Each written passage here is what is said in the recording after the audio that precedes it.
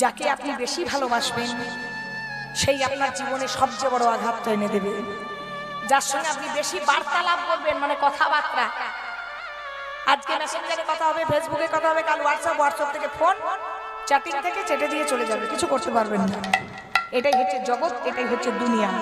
ভাই বলো, বন্ধু বলো, আত্মীয় বলো, পরিস্বজন বলো, কেউ তো কারো নয় রে বন্ধু, কেউ তো কারো নয়। আপনারা পুতুল নাচ দেখেছেন? পুতুল নাচ, পুতুল নাচে না নাচানো হয়? জোরে বলবেন, নাচানো হয়।